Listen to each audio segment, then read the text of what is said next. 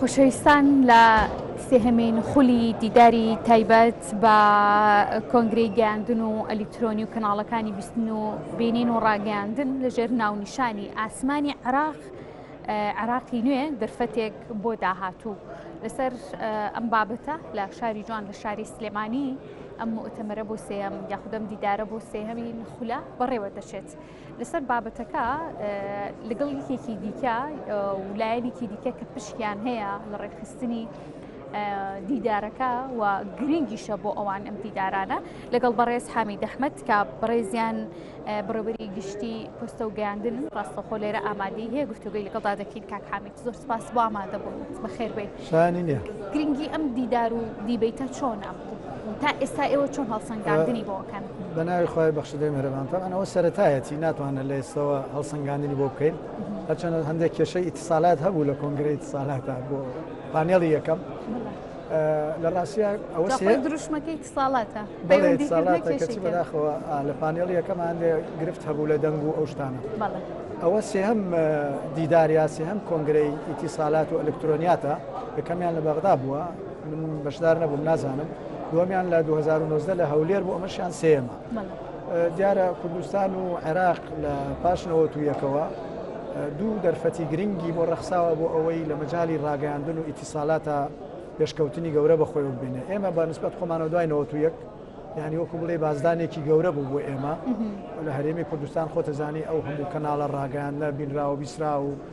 وەرەقی و چاپکراوە ئەوانە کە لە دوای 91 هات بە تایبەتی کە حزبەکان بنیاتیاننا و لە دوای 2023ەوە دوای سقوتی ڕژێمی پێشوو عێراق بەگشتی یعنی کرانەوەیەکی گەورەی بەخۆی بینی و دیارە هەر لەو تاریخەشە لە دوای دەرچوونی دەستوری عێراقی کە ئازادیەکی فراوانتریدا بە ڕاگەیاندن و بە ئیتیسالات لە مادەی 38 دەستوری عێراق تاکیدی لێکراوەتەوە و لە مادەی 110 عینەن باسی ئەو کەناڵە فەزایەکان و بەسی فەزایی و ئەو شتانە کراوە دیارە ئامانج لەم کۆنگرە و دیدارانە بۆ ئاڵوگۆڕی زانیاریە بۆ ئەوەی جگە لە دەستە با بڵێن هەیئاتی ڕسمی وەکو وەزارەتی ئیتیسالات و وەزارەتی ئیتیسالاتی عێراقی وەزارەتی ڕۆشنبیری و هەیە ئەعلام و ئیتیسالات کە بەرپرسن لە کاروباری ڕاگەیاندن و ئیتیسالات هەم لە هەرێمی کوردستان و هەم لە عێراقیش ئەمانە دانیشن بەیەکەوە باس گفتوگۆ بکەن لەسەر ئەم مەسەلانە لە هەمان کاتە کۆمپانیاکانیش ئەوانەی کە سەرودەریان هەیە لەگەڵ ئەجهیزەی ئەلکترۆنیە ئەوانیش شتی خۆیان عەرزەکەن بەڕاستی لێرە لەم مؤتەمەراتە لەم مەعرەزانە لێرەوە یعنی جۆرێک لە ئاڵوگۆڕی ئەزمون ئەبێ و گفتوگۆ ئەکرێ لەسەر ئەوەی کە ئێمە چۆن مەسەلەن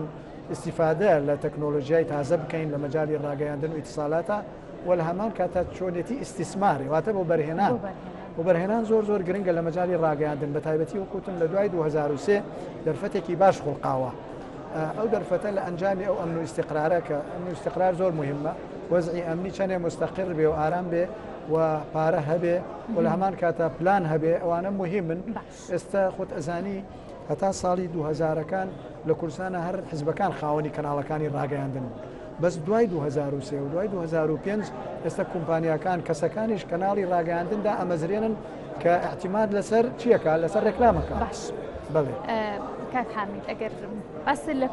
ساڵانی ڕابردوو کرد منیش هەر لێەوە قسەکە لە جەنابەت وەرەگرمەوە ساڵانی ڕابردوو کاری پۆستەکردن گەیاندن شتێکی جیاواز بوو ڕێگاکانی جیاواز بوو ڕەنگە کاتێکی زۆریشی بویستایە تێچووکی زۆریشی تا بەدەستەگەشت ئێستا ئەلکترۆنیات و بە ئەلکترۆنیکردنی دام و دەستگا حکومیەکان لە هەرێمی کوردستاندا تا چەندەم کاری ئاسان کرۆ بۆ پۆستە و گەیاندن بە تاکید زۆر ئاسانی کردووە من وەکو بیستم یعنی ئێستا زیاتر لە 3000 فەرمانگە لە هەرێمی کوردستانە پەیوەست کراون بەیەکەوە لە ڕووی ئەلکترۆنیەوە ئەمە زۆر گرنگە یادنی ئاڵوگۆڕی زانیاریەکە لە ڕێگەی ئینتەرنێتەوە کە ئەمە کاری هاوڵاتیانیش ئاسانەکە و کاری حکوومەتیش زۆر ئاسانەکە دیارە بێگومان بەردەوام مەسەلەی ئەلکترۆنیات شتێک نییە کە لە حدێکا بۆستێ بەردەوام لە گەشەکردنایە ئێستا ئیسفادەی لێ کردووە پۆستە و گەیاندن من ئاگام لە پۆستە و گەیاندن نییە بەڵام ئەوەندەی کە گوێم لە بەڕێوەبەری گشتی پۆستە و گەیاندنی وەزارەتی ئیتیسالاتی هەرێمی کوردستان بووتی بەڵێ ئێمە زیاتر لە 3000 فەرمانگەمان بەیەکەوە بەستوێتەوە لە ڕێگەی شەبەکەی ئینتەرنێتەوە باش استیفادەی زۆرمانەوە ئێوە بەڕێوەبەری گشتی پۆستە و گەیاندن نین نەخێر من لە وەزارەتی ڕۆشنبیری لە وەزارەتی ڕۆشنبیری باشە ئەوە لەگەڵ پرسیارەکانی پێشترم لەگەڵ ئەوە لەبارەی ڕاگەاندن لە من پرسیارکەی زۆر باشترە. باشە کاک حامید دەزانین کە ئەلیکترۆنیات ئێستا وەکو سەبقێکی زەمەنی یعنی پێشکەوتنێک بۆ کات ئەبڕێت لە تەواوی جیهاندا زۆر گرنگی پێدەدرێت. ئێستا هەرێمی کوردستان تا چەند ئەم دەرگایی بە شێوازە دروستەکە بە شێوازە دروستەکە کردوتەوە بۆ ئەو کەسانی کە دەیانەوێت سوودمەند بن لە ئەلیکترۆنیات بە جۆرە جۆرە و جۆرەکانی. وەڵاهی بەتاکید خاستە لە مەجای ڕاگەاندنا زۆر ئیستیفادە کراوە لە ئەم ئەلیکترۆنیاتەی کە هەیە ئەوەی کە پێی ئەوترێ ڕاگەاندنی ڕقەمی دیجیتاڵی بەڕاستی زۆر ئیسپادی لە کەناڵە فەزایەکان خۆتەزانی عینەن حتا ڕۆژنامە و گۆڤارەکانیش ئیسیفادیان لەوە کردەوە. تۆ جاران مەقالات بەدەست ئەنووسرا و بە وەرەقە و تەصحیحی بکە و دووبارە بینوسەرەوانە ئێستا کابرای نووسەر وتارێک ئەنووسێ خۆی تەصحیحەکە خۆیشی کلیکێکەکە بە ئیمێل و لە ڕێگەی واتسئاپ و لە ڕێگەی ئەو سەکۆیانەی با بڵێن ئەلکترۆنیەوە یەکسەر ئەینێرێ. یعنی کار ئاسانی زۆری کردووە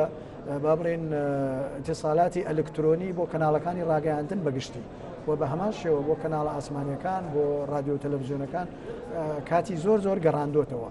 و هەتا تەنان ئەو پێشکەوتنە زیاتر بێ کەناڵەکانی ڕاگەاندنی دەتوان زۆرتر ئیستیفادە بکەن.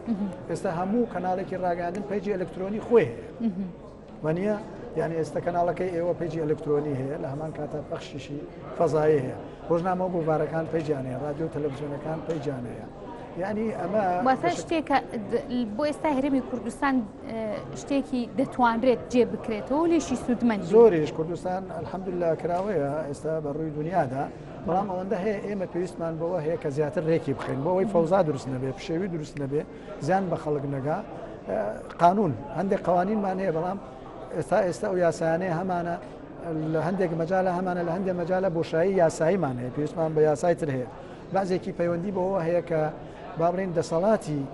پەخشی ئاسمانی و تەلەڤیزیۆن ئەوانە زیاتر بەدەستی حکوومەتی فیدراڵەوەی بە پێی مادەی 110 لە دەستوری عراقی دەسەلاحێتی ئەوانە. بەڵام لەگەڵ ئەوەشدا وەزارەتی ڕۆشنبیری لە هەرێمی کوردستان هەندێک ڕێنمایی هەبووە کە لە ساڵی 2011 دەری کردو و 2014 هەمواری کردوتەوە لە ڕێگەی ئەوە مۆڵەتی داوە بە کەناڵەکانی ڕاگەاندنی با بڵێن بینرا و بیسترا و کە پەخشی خۆیان بکەن و ئێستش وابزانم ئەوەندەی معلوماتم هەیە پرۆژەیەکی تریان بەدەسەوە بە ناوی ڕێبەری ڕاگەاندن یانەوە لەوە زیاتر مەسەلەن کەناڵەکانی ڕاگەاندن سوود لەو ڕێبەرەش وەربگرن پاش ئەوەی کە بڵاوەکەنەوە لە ڕۆژنامەی وەقایعی کوردستان. باش وەزارەتی ڕۆشنبیری لە کات بە تایبەتی کە دەکەوێتە ژێر کاریگەری یاخود پەیامێکی میدیایی کە بەتوم دەگاتە نێو هاوڵاتیانەوە ڕێنمایی دەردەکات بەوەی کە دراماکان هەواڵەکان پرسە ئەمنیەکان بە شێوەیەکی گونجاوتر مامەڵەی لەگەڵدا بکرێت. دەکرێت بڵین کە هێشتا هەرێمی کوردستان لە بەکارهێنانی هەوڵەکە هەیە بۆ بە ئەلیکترۆنی کردن هەوڵەکە هەیە بۆ خزمەتکردن لە ڕێگەی میدیاوە بەڵام هەرێمی کوردستان و خەڵک چۆن توانیوێتی لەگەڵ ئەم دەرگاکراوەیە مامەڵە بکات و میدیاکانیش بە هەمان شێوە. خۆی خاتونجان خۆی لە ڕاستیان من وەکو قەناعەتی شخصی خۆم نەک ئەمە ڕێی وەزارەتی ڕۆشنبیری نیە من وەکو عەرزم کردوتم وەزارەتی ڕۆشنبیری بۆ پڕکردنەوەی ئەو بۆشاییە ڕێنمایی دەرکردووە بۆ رادیۆ و تەلەڤیزیۆنەکان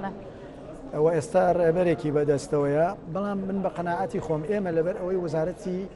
ڕۆشنبیریمان هەیە ڕۆشنبیری و لاوان وەزارەتی ڕاگەاندنمان نییە لە هەرێمی کوردستان. من قەناعەتم وایە و پێشنیاری ئەوەشم کردو هەمیشە وتومە پێویستە ڕاگەاندن لە کوردستانە مەرجەعێکی تری هەبێت تایبەت بە خۆی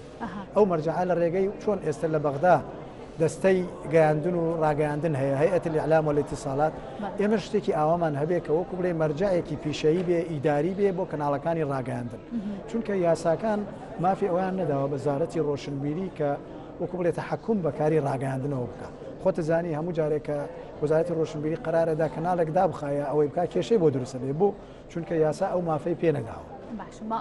کەوابوو ئێمە پێویستمان بە هەیئەتێکی تر هەیە بە دەستەیەک هەیە بە ئەنجومەنێکی باڵای ڕاگەاندن هەیە کە بە یاسا سەرپەرشتی کەناڵەکانی ڕاگەاندن بکات. ڕقابەیەک من لەگەڵ ڕقابە نیم من لەگەڵ ڕقابە نیم دژی ڕقابەم باوەڕم بە ڕقابەت نییە بە سانسۆری پێشوەخت ئەڵێم یاسا هەبێ ئێستا یاسامان هەیە لە مەجای باڵێن ڕۆژنامەگەری ئەو یاسایەکی زۆر باشە یاسای ژمارە 35 ساڵی 2007 ڕۆژنامە گۆڤارەکان بە پێی ئەوە دەرەچن و هەر کەسێکیش مخالەفە و سەرپێچی بکە مادەی نۆ لەو یاسایە سزادانی بۆ دیاری کردووە غەرامەیە و ئەو شتانەیە ئێمە لەگەڵ ئەوەین کە کوردستان تەراجع نەکا پاشەکشە نەکا لە مەجای ئازادی ڕۆژنامە نووسی و ڕاگەیاندنە قانونی باش دەرکا قانونی هاوچەرخ دەرکا خراپ دەرنەکە و ئازادی ڕۆژنامە نووسی بەرەو پێش بچێ بەڵام تەرشید بکرێ بەڵام ڕۆژنامە نووسانیش لە هەمان کاتە لە ڕووی پیشەیەوە پێش بخرێن وایان لێ بکرێت کە پرۆفیشنال بن کە سونیری کاری خۆیان بزانن باشە. دروشمی دیدارەکە ئەڵێ ئاسمانی عێراقی نوێ دەفەتێک بۆ داهاتوو عێراقی نوێ لێریا خۆی لە چی دەبینێتەوە؟ عێراقی نوێ دوو چەمکی هەیە چەمکێکی ئەوەیە کە لە دوای 2023 خۆتەزانی عێراق ئازاد بوو جاران ڕاگەیاندن و ئیتیساڵات لە عێراقا خۆتەزانی حکوومەتێکی دیکتاتۆر هەبوو هەر بە یەک ئاراستە بوو غیری ئەو دەسەڵاتە کەسی تر حەقی نەبوو کەناڵی ڕاگەیاندن و ئیتیساڵات و ئەو شتانە بەکاربێنێ و ئەوە بکە ئەمە کرانەوەیەک بوو با بڵێن ئەمە لە ڕووی سیاسیەوە ئەوە عێراقی نوێ بەو مەفهومە بەو چەمکەی کە دوای ڕوخانی ڕژێمی پێشەوە عێراقێکی نوێ هات عێراقی نوێ بە چەمکێکی تری با بڵێن مەفهومێکی تری تەکنۆلۆژی بۆ معنایی کە لە دوای 2056 و ساڵ بە ساڵ بەردەوام بۆ ڕانکاری ئەبێ لە مەجای پێشکەوتن زۆر ڕوو ئەدا لە مەجای ئیتیساڵاتە ئیتیسالاتە ئەوەی کە پێوترێ ئیتیساڵی ڕقەمی یا پەیوەندیکردن یا گەیاندنی دیجیتاڵی خۆتەزانی بەردەوام ئەوە لە گۆڕانکاریە ئێستاوەتە ئێمە ئەبینین ینی لە ڕێگەی ئینتەرنێتەوە چەند گۆڕانکاریە بێ پەیجێکدا ئەنرێ پەیجێکی ئیعلامی لە سەعاتێکا دەیان هەواڵ بڵاو ئەکاتەوە ئەتوانێت ئەو هەواڵە لا بە هەواڵی تردا بنا ئەتوانێت گۆڕانکاری لە هەواڵەکە بکە بەڵام ئەمە پێشتر نەبوو بەڕاستی کەوابوو عێراقی نوێ لە هەردوو ڕۆوە هەم لە ڕووی ئەوەی گۆڕانکاری بۆ ڕژێمی پێشوو ڕۆژتۆر و نظامێکی تر هاتوۆتە ئاراوە و ئێستا دەسەڵاتێکی تری پەرلەمانی هەیە ئازادی هەیە لە عێراق دەستور مافی بە هەموو کەسداوە کە ئازادی ڕادەربڕین هەبێ مادەی 38 هەموو ئەمانە تازەگەرین و عێراقی نوێن بەڕاستی وەکو عەرزشم کردی مەسەلەی ئەو گەشەکردنەی کە لە مەجای ئەلکترۆنیات و لە مەجای ڕاگەیاندنی دیجیتاڵیە ڕوویداوە ئەمەش خۆی بۆ خۆی مەسەلەیەکی گرنگە. باشە کاتە جێی ناکەمەوە هەرێمی کوردستان لەگەڵ عێراقا عێراق بە حکمی ئەو عێراقە نوێی کە هەیە پێشتر جەناب باسی لێوە کرد ئێستا کەناڵەکانی ڕاگەیاندن تەنها کەناڵی حیزبینین کەناڵی سەربەخۆش وا باسی لێوە دەکرێت وەکو خۆیان ئیدعای بۆ دەکەن کەناڵی سەربەخۆش هەیە لە تاوی عێراقا لە هەرێمی کوردستانە عێراق چۆن مامەڵەی لەگەڵ ئازادی ڕادەربڕین کردووە چۆن مامەڵەی لەگەڵ کردنەوەی ئەو کەناڵانەیە کردووە کە سەربەخۆن پرسیارێکی زۆر جوانە دەستان خۆش بێت لە ڕاستیە ئێمە ئەگەر بڕێن ئێستا لە کوردستانیش و لە عێراق بڕێن ئازادی ڕۆژنامەنووسی و ڕاگەیاندن نییە ئەوە بێئینسافیە لە دوای 91 لە کوردستان کرانەوەیەک و تەعەدودیەتێک و فرەیەکی سیاسی هاتە ئاراوە لە هەمان کاتە فرەیەکی ڕۆژنامەگەری و ڕاگەیاندنیش هاتە ئاراوە هەموو حیزب و ئاراستە و ڕێکخراوێک بۆی هەبوو کەناڵی ڕاگەیاندنی خۆی هەبێت لە عێراقیش بە هەمان شێوە لە دوای 2023 ئەو با بڵێن ئەگەر شیاو بێ بڵێم ئەو تەقینەوە لە مەجای ڕاگەیاندنە ئەو هەموو کەناڵە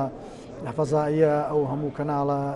زەمینیە ئەو هەموو ڕۆژنامە و گۆڤارانە کە هەن لە ئارا بەڵام لەگەڵ ئەوە هێشتا ئازادی ڕۆژنامەنووسی گەرنتی نەکراوە وەکو پێویستی یاسای پێویستی نییە و لە هەمان کاتە ئەجهیزەی ئەمنی دەستگا ئەمنیەکان بەڕاستی هێشتا بە جوانی تەفەهومی کاری ڕۆژنامەنووسی و ڕاگەیاندنیان نەکردووە زۆر جار مامەڵەی لەگەڵ ئەکەن وەکو دژ هەتا لە کوردستان تەماشای راپۆرتەکان بە پێی راپۆرتەکان کە لە ڕێکخراوە نێودەوڵەتیەکان دەرەچن ئەو ڕێکخراوانەی کە پەیوەندیان هەیە بە کاری ڕاگەیاندن و ئازادی ڕۆژنامەنووسیەوە ئەم ساڵ لە عێراقا یعنی ساڵی ڕابردە با بڵێن زیاتر لە 400 پێشێلکاری کراوە لە مەجای ئازادی ڕۆژنامەنووسیە لە هەرێمی کوردستانە بە هەمان شێوە بە پێی راپۆرتەکانی سندیکای ڕۆژنامەنووسانی کوردستان سنتەری میترۆ کە 6 مانگجارێ راپۆر دەرەکەن هێشتا ئازادی ڕۆژنامەنووسی بەڕاستی لەژێر پرسیارایە لە عێراق ئەرزم کردی لە عێراقیش خراپە یعنی کاتێک کە وەزارەتی خارجەی ئەمریکی راپۆر دەرەکایە ڕێکخراوە نێودەوڵەتیەکانی CPJ و IFJ و ئەوەی بابڕێن پەیامنێرانی بێسنوور هەمویان کە راپۆرتەکانیان دەرەکەن باسی عێراقەکەن وەک یەکێک لەو وڵاتانەی کە پێشێل کاری ئازادی ڕۆژنامەنووسی تایە هەم لە عێراقیش و هەم لە کوردستانیش. باش کاک حەمید ئێستا وەزارەتی ڕاگەیان بە وەزارەتی ڕۆشنبیری لە نێو دیدارێکی ئاوادا جێدەستی چی دەبێت؟ دەیەوێت چی بڵێ لە نێو دیدارەکەیە بە ئامادەبووان؟ وەزارەتی ڕۆشنبیری وەکو نازانم لە جەنابتان باسم کریا لە کەناڵەکانی تر ئێستا ئێمە لە کوردستان تقریبەن کاری ڕاگەیاندن نابەش بووە. ڕۆژنامەگەری وەرەقی ئەوەی کە چاپ کراوە مۆڵەتیان دراوەتە دەست سندیکای ڕۆژنامەنووسانی کوردستانەوە بە پێی یاسای ژمارە 35 ئەوەی کە پێوتری یاسای ڕۆژنامەگەری کوردستان لەوێت تۆمار ئەکرێن ڕۆژنامە و گۆڤارەکان. بەڵام نوێنەیەکی دەنە وەزارەتی ڕۆشنبیری. بەڵام وەزارەتی ڕۆشنبیری تا ئێستا سەرپەرشتی رادیۆ تەلەڤیزیۆنەکان و کەناڵە ئاسمانیەکانەکە. یعنی ئەو مۆڵەتیان دەداتێ بەپێی ئەو ڕێنمایانەی کە هەیەی و ئێستا بەتەمایە ڕێبەرێکی تازەش دەرکات ڕێبەرێکی تازە کە لە ڕۆژنامەی وقایەی کوردستان بڵاوی کاتەوە دوایەوەکەوێتە بواری جێبەجێکردنەوە بەپێی ئەو ڕێبەرە ئیتر کاروباری رادیۆ تەلەڤیزیۆنەکان ڕێک ئەخرێت. بەڵام چۆن تەنسیق و هەماهەنگیەکەن لەگەڵ هەیە ئەعلام و ئیتیساڵاتی عێراق بە حقیقەت من ئەوە تەواو تا ئێستا معلوماتم نییە چۆنە بێت چونکە وەکو عەرزم کردی کە بڕگەی 6 لە مادەی 110 دەستوری عێراقی ڕێگرە بۆ ئەوەی کە ئێمە تا ئێستا لە هەرێمی کوردستانە یاسایەکی تایبەت بە خۆمان هەبێ بۆ رادیۆ تەلەڤیزیۆنەکان. باش منەماکەمە دوا پرسیار سەبارەت بەوەی کە وەزارەتی ڕۆشنبیری پلانی داهاتوو چی دەبێت بۆ زۆر باس لەوە دەکرێت لەلایەن کەسانی شارەزاوە لەلایەن سندیکای ڕۆژنامەنووسانەوە کە جۆرێک لە پەرتەوازەیی هەیە لە نێو میدیاکانە لە پەیامە میدیاییەکاندا بە تایبەتی لە کاتی ڕووداوە نەخوازراوەکان جا سروشتی بە یاخود پرسە ئەمنیەکان بێت یاخود لە کاتی پەخشکردنی دراماکانە بێت. ئێستا وەزارەتی ڕۆشنبیری پلانی چییە بۆ ئەوەی جۆرێک لە کۆکردنەوە چ لە پیجە ئەلیکترۆنیەکان کە زۆر جار خاوەنداریەتیان ڕوونیە و نازانرێت ئەگەر پێشلکاریە بکەن بەرامبەر بە کەسێک کەسایەتیە کاوڵاتیەک داجار ناتوانرێت مامەڵێکی یاسایی لەگەڵ وەزارەتی ڕۆشنبیری چی دەکات بۆ کۆکردنەوەی میدیا لە هەرێمی کوردستان؟ ئەگەر ڕێگەم پێ بدەی پێم خۆش ئەو پرسیارە لە کاک خەلیل مدیر عامی بەڕێوەبەری گشتی دیوانی وەزارەتی ڕۆشنبیری بکەیت چونکە من پلانی وەزارەتی ڕۆشنبیریم لانیە بە حقیقەت بەڵام من ئەوەندە ئەڵێم وەکو ڕەئی شەخسی خۆم پێم خۆش نییە وەزارەتی ڕۆشنبیری دەسوەرداتە کاروباری ڕاگەیاندن. من لەگەڵ ئەوەم کە بە یاسا ڕێک بخرێ کاروباری ڕاگەیاندن و ئەنجومەنێکی باڵای ڕاگەیاندنمان هەبێ دەستەیەکی خاصمان هەبێ کە سەر بە پەرلەمانی کوردستان بێ ئەو ئیشرافی بکە. بەڵێ بەڕێز حامید محەممەد بە پرسی ڕاگەیاندن لە وەزارەتی ڕۆشنبیری سپاس بۆ ئامادەبوونت.